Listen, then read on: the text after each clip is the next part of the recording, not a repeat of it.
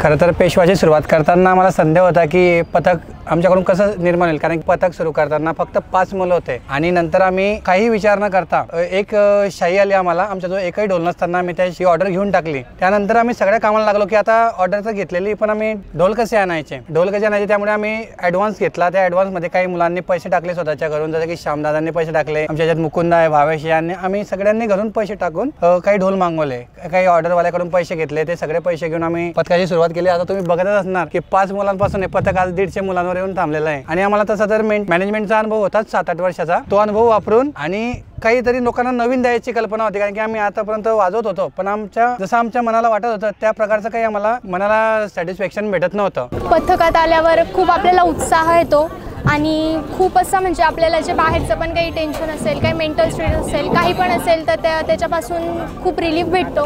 पहिलंच वर्ष आहे, याच्यासाठी खूप उत्सुकता आहे, काही नवीन शिकायला मिळतं आहे। बाप्पाच्या आगमनासाठी जो प्रयत्न चालला आहे की खूप आनंदाने आम्ही सगळेजण सहभागी होतोय की बाप्पाच्या आगमनासाठी आपल्याला नवीन नवीन काय करता येईल आणि काय उत्साहामध्ये बाप्पाचं स्वागत करता येईल, अशा प्रकारे सगळे पथक जे तयार होत आहे ते अगदी जोरदार आहे आणि ढोल वाजवण्यासाठी सर्व उत्सुक आहेत। हे पेशा ढोल पथकामध्ये तुम्हाला गणपतीत बघायला मिळतील। आतापर्यंत आम्ही 3 पथकांमध्ये वाजवून चुकलोय, पण प्रत्येक पथकाची सुरुवात आहे ना ही 8 ढोल 10 ढोल पासून सुरुवात झाली। पण पेशवा हे जळगाव मधलं असं पथक आहे की ज्याच्या सुरुवातीला 60 ढोल आणि 20 ताशे म्हणजे 100 मुलांचा ग्रुप पहिल्याच वर्षापासून आम्ही लोकांसमोर आणतोय। आणि पहिलेच असं एक पथक आहे जळगावमध्ये की जेणेकरून पहिल्या 2 महिन्यापासून आमची शाही बुक आहे आणि ऑलरेडी सर्व शाळा आमच्या बुक आहे। पहिल्या दिवस असो, दहीहंडी असो, नवरात्र असो, सर्व बुक आहे। त्यानंतर आम्ही असा ट्राय केलाय की सगळ्या वर्गातील मुलं आपल्याकडे असल्या पाहिजे। सगळे घर सांभाळून येणाऱ्या महिला सुद्धा आमच्या पथकात तुम्हाला दिसतील की ते परिवाराचं म्हणजे सगळं काम करून मग पथकाला पण टाइम देत आहे, मेंटेनन्सला टाइम देत आहे, प्रॅक्टिसला टाइम देत आहे। तर वर्कआउट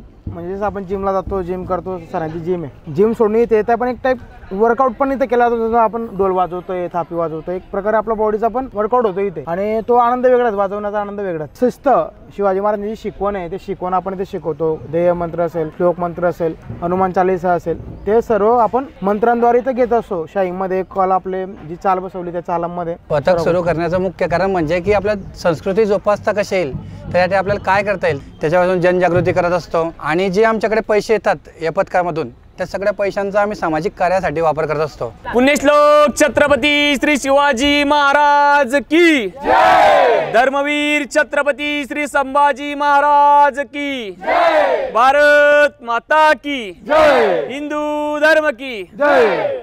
गणपती बाप्पा मोरया, गणपती बाप्पा मोरया, मंगल मूर्ती मोरया।